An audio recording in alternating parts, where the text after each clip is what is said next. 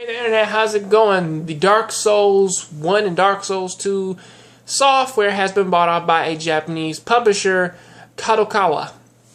Sorry if I messed that up, but apparently they kind of bought out their system, and pretty much they want to use it to make a whole bunch of brand new interesting games and giving them a whole bunch of detail and giving them the whole one-over to try and put way more into our action games or our sword-based games, or where you fight gigantic monsters or people who kind of seem a bit human, which is actually a pretty interesting thing because the system itself is actually something which is pretty interesting, even though it may be super simplistic.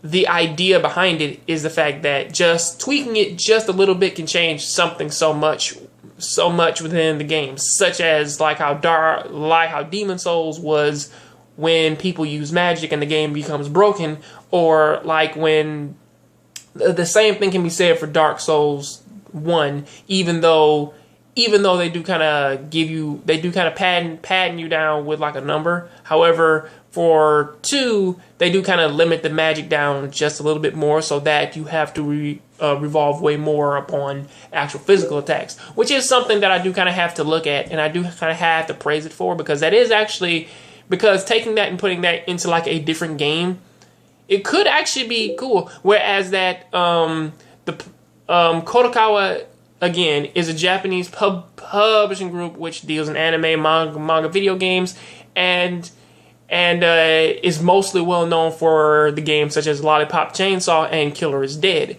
And honestly, if I really can think about it, if Lollipop Chainsaw, yeah, it may have a pretty interesting and cool idea. However, at the same time, that combat system was actually kind of one of the bigger banes of its existence. The same thing can be said for Killer is Dead. Even though it's super simplistic, it was still rather sticky and kind of stiff. In other words, once a combo was going, you really couldn't stop it. So there was that.